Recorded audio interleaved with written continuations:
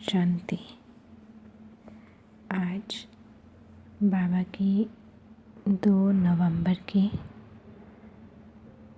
मुरली है।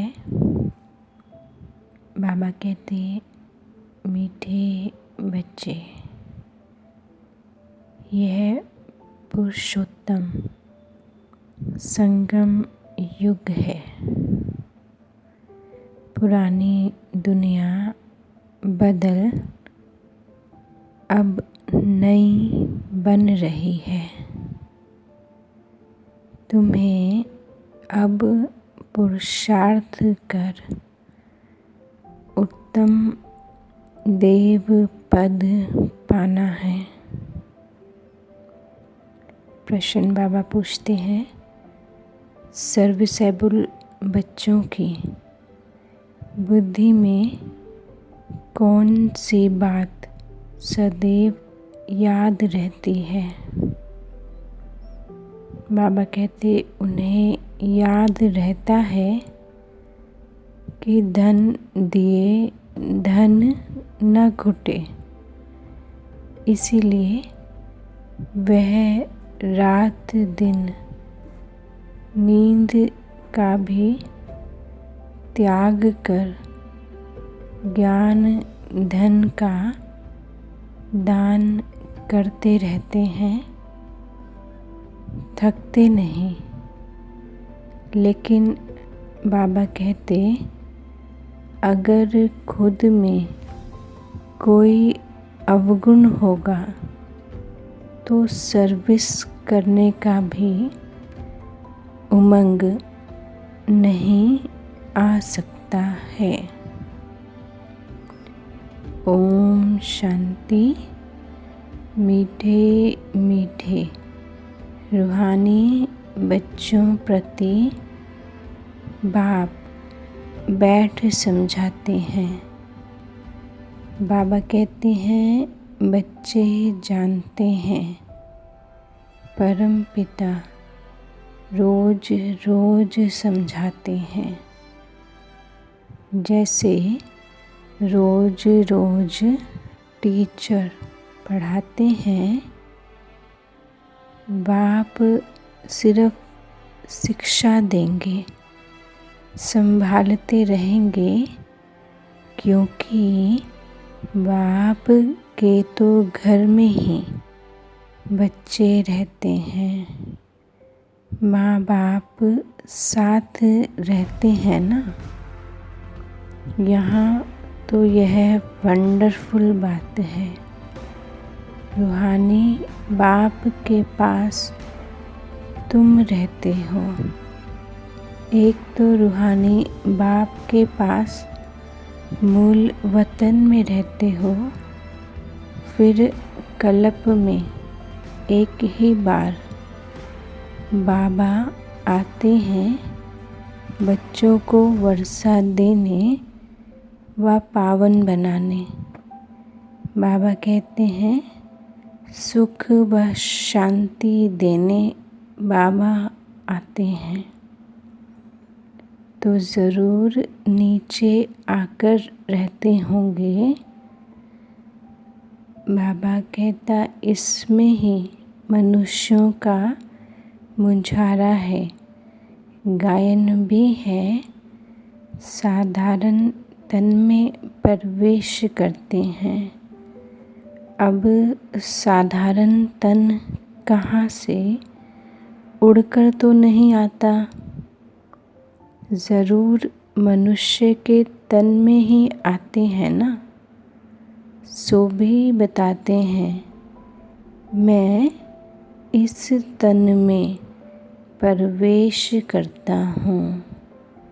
बाबा कहते, तुम बच्चे भी अब समझते हो, बाप हमको स्वर्ग का वर्षा देने आए हैं।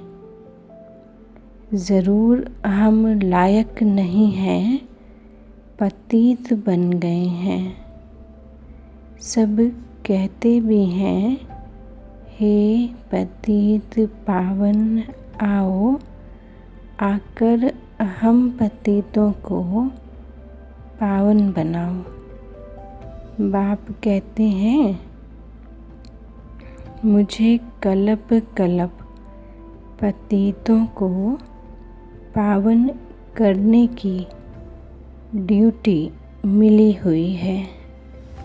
बाबा कहता, हे बच्चों, अब इस पतित दुनिया को पावन बनाना है।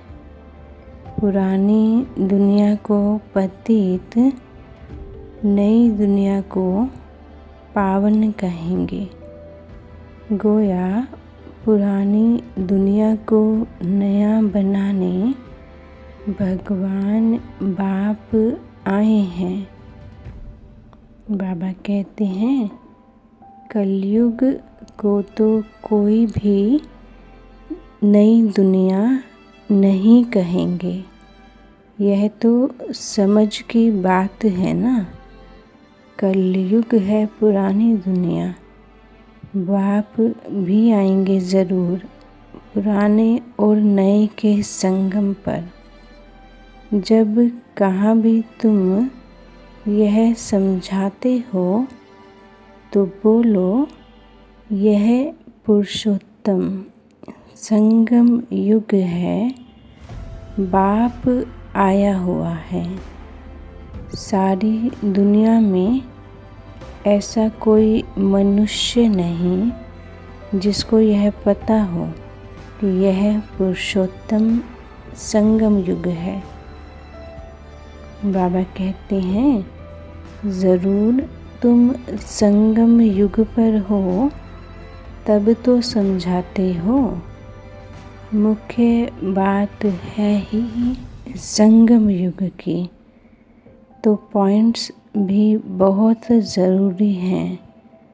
जो बात कोई नहीं जानते हैं वह समझानी पड़ी। इसलिए बाबा ने कहा था, यह ज़रूर लिखना है कि अभी पुरुषोत्तम संगम युग है।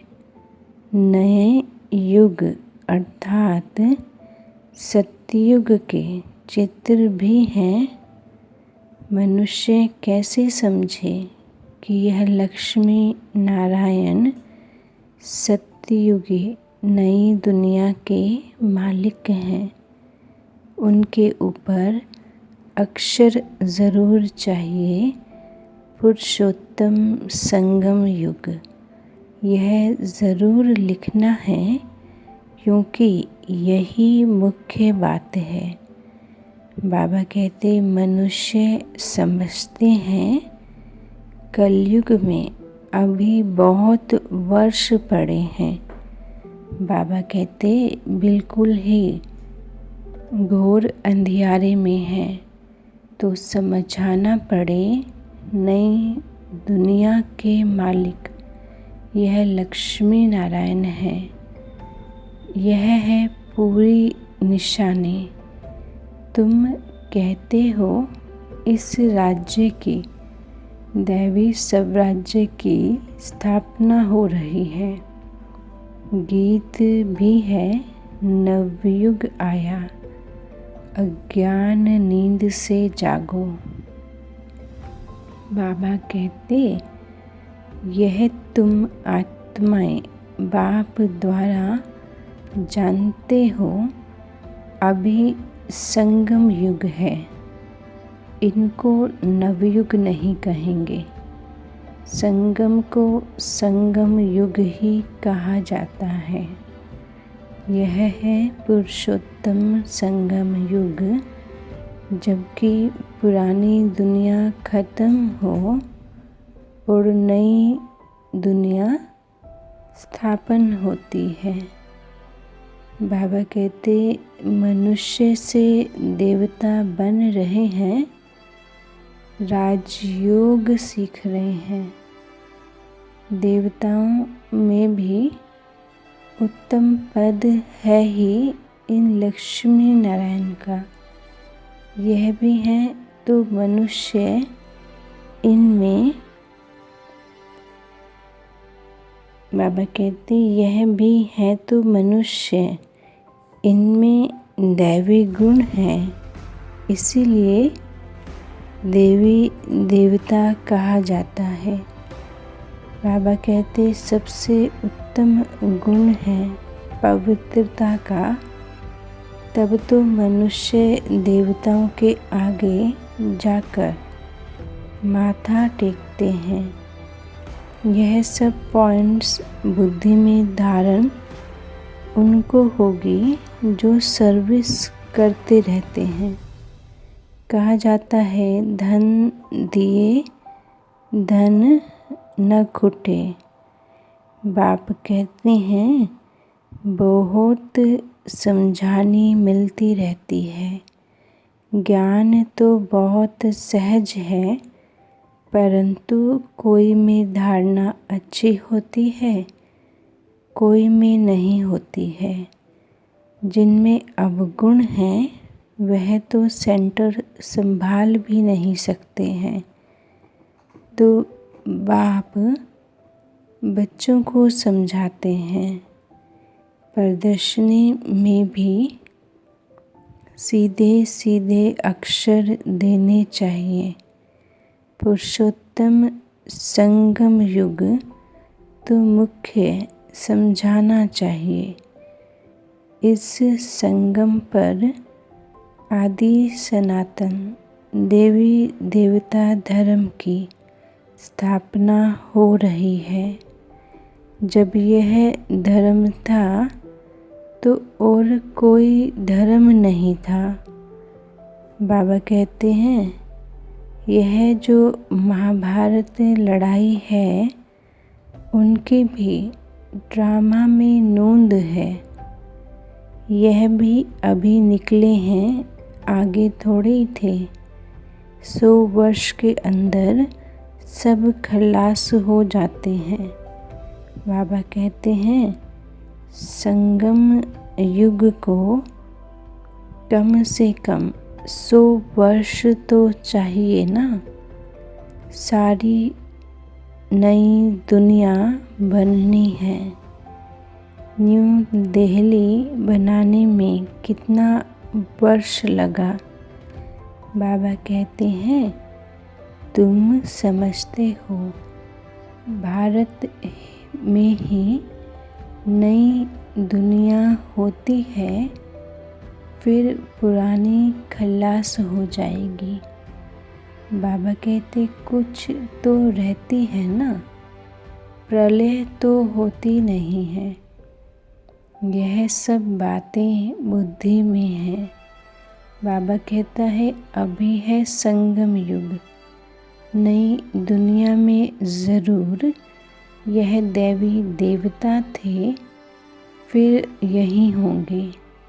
यह है राजयोग की पढ़ाई। अगर कोई डिटेल में नहीं समझा सकते हैं तो सिर्फ एक ही बात बोलो, परम पिता परमात्मा जो सबका बाप है उनको तो सब याद करते हैं।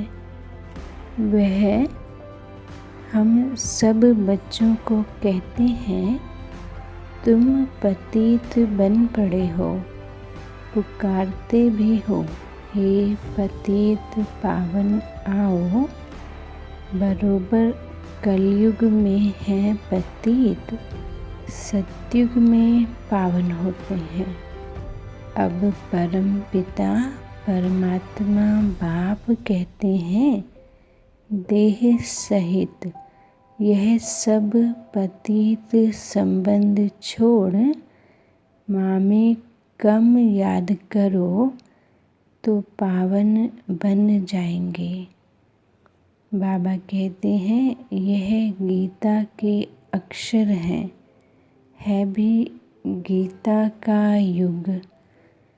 गीता संगम युग पर ही गाई हुई थी जबकि विनाश हुआ था।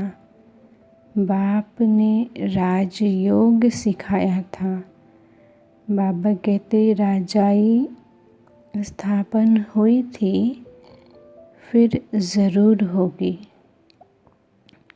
यह सब रूहानी बाप समझाते हैं ना, चलो इस तन में ना आए और कोई में भी आए, समझानी तो बाप की ही है ना। हम इनका तो नाम ब्रह्मा बाबा का लेते नहीं हैं, हम तो सिर्फ बतलाते हैं। भगवान बाप कहते हैं मुझे याद करो तो तुम आत्माएं पावन बन और मेरे पास चले आएंगे। बाबा कहता है कितना सहज है, सिर्फ मुझे याद करो और 84 के चक्र का ज्ञान बुद्धि में हो। जो धारणा करेगा वह चक्रवर्ती राजा बनेगा। यह मैसेज तो सब धर्म वालों के लिए है। बाबा कहते घर तो सबको जाना है, हम भी घर का ही रास्ता बताते हैं। पादरी आदि कोई भी हो, तुम उनको बाप का संदेश दे सकते हो। बाबा कहते तुमको खुशी का बहुत पारा चढ़ना चाहिए। परमपिता परमात्मा बाप कहते हैं माँ में कम याद करो तो तुम आत्माओं के विक्रम विनाश होंगे। बाबा कहते हैं सबको यही याद कराओ, बाप का पैगाम सुनाना ही नंबर 1 सर्विस है। बाबा कहते गीता का युग भी अभी है। भगवान बाप आए हैं, इसलिए वही चित्र शुरू में रखना चाहिए। बाबा कहते हैं जो समझते हैं हम बाप का पैगाम दे सकते हैं तो तैयार रहना चाहिए, दिल में आना चाहिए हम भी अंधों की लाठी बने। यह पैगाम तो कोई को भी बाबा कहते दे सकते हो। बीके का नाम सुनकर ही डरते हैं। बोलो हम सिर्फ बाप का पैगाम देते हैं। परम पिता परमात्मा बाप कहते हैं मुझे याद करो बस। हम किसकी भी गलानी नहीं करते हैं। बाप कहते हैं माँ में कम याद करो। मैं ऊंच ते ऊंच पतित पावन हूँ, मुझे शिव बाबा को याद करने से तुम्हारे विक्रम विनाश होंगे। यह नोट करो। बाबा कहते ये बहुत काम की चीज़ है।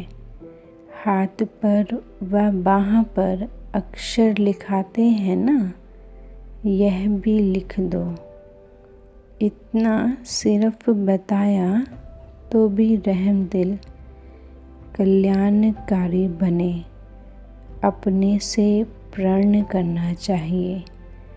सर्विस ज़रूर करनी है, फिर आदत पड़ जाएगी। यहाँ भी तुम समझा सकते हो, चित्र दे सकते हो। यह है पैगाम देने की चीज़। बाबा कहते लाखों बन जाएंगे। घर घर में जाकर बेहद के बाप का भगवान का पैगाम देना है। पैसा कोई दे ना दे, बोलो भगवान बाप तो है ही गरीब निवाज। हमारा फ़र्ज़ है घर घर में भगवान बाप का पैगाम देना।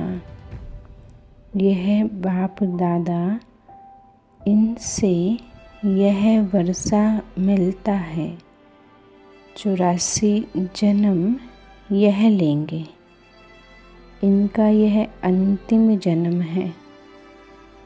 बाबा कहते हैं अभी तुम संगम युगी ब्राह्मण हैं, सो फिर सतयुगी देवता बनेंगे। ब्रह्मा भी ब्राह्मण हैं, प्रजापिता ब्रह्मा अकेला तो नहीं होगा ना, ज़रूर ब्राह्मण वंशावली भी होगी ना। ब्रह्मा सो विष्णु देवता, ब्राह्मण है चोटी, वही फिर देवता क्षत्रिय वैश्य शूद्र बनते हैं। कोई ज़रूर निकलेंगे जो तुम्हारी बातों को समझेंगे। पुरुष भी सर्विस कर सकते हैं। बाबा कहते सवेरे उठकर मनुष्य जब दुकान खोलते हैं तो कहते हैं सुबह का साईं। तुम भी सवेरे सवेरे जाकर बाप का, भगवान बाप का पैगाम सुनाओ। बोलो तुम्हारा धंधा बहुत अच्छा होगा। तुम साईं को याद करो तो 21 जन्मों का वर्षा मिलेगा। अमृत वेले का टाइम अच्छा होता है। आजकल कारखानों में माताएं भी बैठ काम करती हैं ना। यह बैज भी बनाना बहुत सहज है। बाबा कहते हैं तुम बच्चों को तो रात दिन सर्विस में लग जाना चाहिए। नींद हराम कर देनी चाहिए। भगवान बाप का परिचय मिलने से मनुष्य धन के बन जाते हैं। बाबा कहते तुम किसको भी पैगाम दे सकते हो। तुम्हारा ज्ञान तो बहुत ऊंचा है। बोलो हम तो एक को याद करते हैं। क्राइस्ट की आत्मा भी उनका बच्चा थी ना। आत्माएं तो सब उनके शिव बाबा के बच्चे हैं। वही गॉड फादर बाप कहते हैं कि और कोई भी देहधारी को मत याद करो। तुम आत्माएं अपने को आत्मा समझ मामेकम याद करो तो विक्रम विनाश हो जाएंगे, मेरे पास आ जाएंगे। बाबा कहता मनुष्य पुरुषार्थ करते ही हैं घर जाने के लिए, परंतु जाता कोई भी नहीं। देखा जाता है बच्चे अभी बहुत ठंडे हैं। बाबा कहते हैं इतनी मेहनत पहुंचती नहीं, बहाना करते रहते हैं। बाबा कहते इसमें बहुत सहन भी करना पड़ता है। धर्म स्थापक को कितना सहन करना पड़ता है। क्राइस्ट के लिए भी कहते हैं उनको क्रॉस पर चढ़ाया। तुम्हारा काम है सबको संदेश देना। उसके लिए बाबा युक्तियाँ बताते रहते हैं। कोई सर्विस नहीं करते हैं तो बाबा समझते हैं धारणा नहीं है। बाबा राय देते हैं कैसे पैगाम दो। ट्रेन में भी तुम यह पैगाम देते रहो। तुम जानते हो हम स्वर्ग में जाते हैं, कोई शांति धाम में भी जाएंगे। बाबा कहते हैं रास्ता तो तुम ही बता सकते हो, तुम ब्राह्मणों को ही जाना चाहिए। हैं तो बहुत। बाबा कहते ब्राह्मणों को कहाँ तो रखेंगे ना। ब्राह्मण देवता क्षत्रिय प्रजापिता ब्रह्मा की औलाद तो ज़रूर होंगे ना। आदि में है ही ब्राह्मण।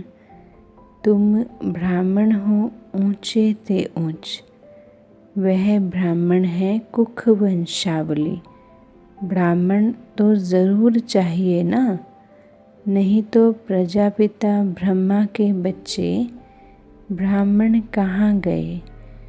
ब्राह्मणों को तुम बैठ समझाओ तो वह झट समझ जाएंगे। बोलो तुम भी ब्राह्मण हो, हम भी अपने को ब्राह्मण कहलाते हैं। अभी बताओ तुम्हारा धर्म स्थापन करने वाला कौन। ब्रह्मा के सिवाय कोई नाम ही नहीं लेंगे। तुम ट्रायल कर देखो। ब्राह्मणों के भी बहुत बड़े बड़े कुल होते हैं। पुजारी ब्राह्मण तो ढेर हैं। अजमेर में ढेर बच्चे जाते हैं। कभी कोई ने समाचार नहीं दिया कि हम ब्राह्मणों से मिलें। उनसे पूछा तुम्हारा धर्म स्थापन करने वाला कौन। ब्राह्मण धर्म किसने स्थापन किया। तुमको तो मालूम है सच्चे ब्राह्मण कौन। तुम बहुतों का कल्याण कर सकते हो। यात्राओं पर भक्त ही जाते हैं ना। यह तो चित्र बहुत अच्छा है लक्ष्मी नारायण का। तुमको मालूम है जगत अम्बा कौन है, लक्ष्मी कौन है। ऐसे ऐसे तुम नौकरों भीलनियों आदि को भी समझा सकते हो। बाबा कहता है तुम्हारे बगैर तो कोई है नहीं जो उन्हों को सुनाए। बहुत रहमदिल बनना है। बोलो तुम भी पावन बन, पावन दुनिया में जा सकते हो। अपने को आत्मा समझो, शिव बाबा को याद करो। बाबा कहता शौक बहुत होना चाहिए किसको भी रास्ता बताने का। जो खुद याद करते होंगे वही दूसरों को याद कराने का पुरुषार्थ करेंगे। बाप तो नहीं जाकर बात करेंगे। बाबा कहते यह तो तुम बच्चों का ही काम है। गरीबों का भी कल्याण करना है। बेचारे बहुत सुखी हो जाएंगे। थोड़ा याद करने से प्रजा में भी आ जाए वह भी अच्छा। बाबा कहते यह धर्म देवता धर्म बहुत सुख देने वाला है। बाबा कहता है दिन प्रतिदिन तुम्हारा आवाज़ जोर से निकलेगा। सबको यही पैगाम देते रहो। अपने को आत्मा समझ बाप को याद करो। तुम मीठे मीठे बच्चे पद्मा पदम भाग्यशाली हो। जबकि महिमा सुनते हो तो समझते हो, फिर भी कोई बात की फिक्रात आदि क्यों रखनी चाहिए। यह है गुप्त ज्ञान, गुप्त खुशी। तुम हो इनकॉग्निटो वॉरियर्स। तुमको अननोन वॉरियर्स कहेंगे और कोई अननोन वॉरियर्स हो नहीं सकता। तुम्हारा दिलवाड़ा मंदिर पूरा यादगार है। दिल लेने वालों का परिवार है ना। महावीर, महावीरनी और उनकी औलाद, यह पूरा तीर्थ है। बाबा कहते हैं काशी से भी ऊंची जगह हुई। अच्छा, मीठे मीठे सिखलधे बच्चों प्रति माता पिता बाप दादा का याद, प्यार और गुड मॉर्निंग। रूहानी बाप की रूहानी बच्चों को नमस्ते। हम रूहानी बच्चों की मीठे रूहानी बाबा को गुड मॉर्निंग बाबा, नमस्ते बाबा। आज की मुरली में धारणा के लिए मुख्य सार है। बाबा कहते हैं घर घर में जाकर भगवान बाप का पैगाम देना है। सर्विस करने का प्रण करो। सर्विस के लिए कोई भी बहाना मत दो। दूसरा बाबा कहते हैं किसी भी बात की फिक्रात नहीं करनी है। गुप्त खुशी में रहना है। किसी भी देहधारी को याद नहीं करना है। एक बाप की याद में रहना है। बाबा वरदान देते हैं परिस्थितियों को गुड लक समझ अपने निश्चय के फाउंडेशन को मजबूत करने वाले, मजबूत बनाने वाले अचल अडोल भव। बाबा कहते परिस्थितियों को गुड लक समझ अपने निश्चय के फाउंडेशन को मजबूत बनाने वाले अचल अडोल भव।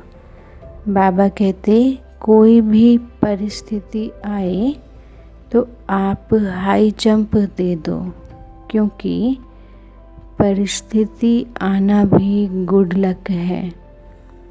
यह निश्चय के फाउंडेशन को मजबूत करने का साधन है। आप जब एक बारी अंगद के समान मजबूत हो जाएंगे तो यह पेपर भी नमस्कार करेंगे। पहले विकराल रूप में आएंगे और फिर दासी बन जाएंगे। चैलेंज करो, हम महावीर हैं।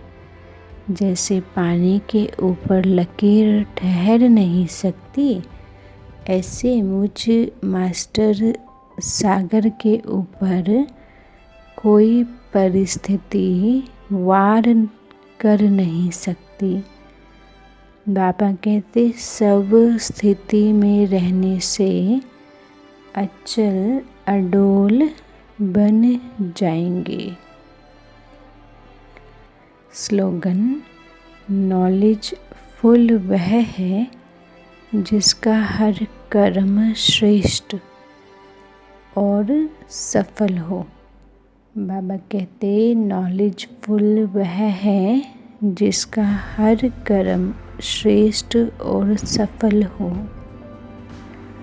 अपने सम्मान को अनुभव करेंगे और उसका अभ्यास पूरे दिन में हर घंटे में कुछ क्षण निकाल के करेंगे।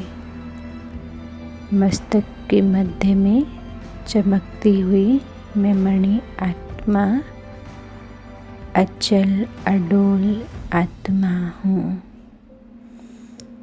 अंगद समान मजबूत महावीर मैं आत्मा, अचल अडोल आत्मा हूँ। मास्टर नॉलेजफुल ज्ञान सागर हूँ। शिव बाबा की याद में हर परिस्थिति को सब स्थिति के द्वारा विजयी बनने वाली अचल अडोल आत्मा हूँ। ओम शांति।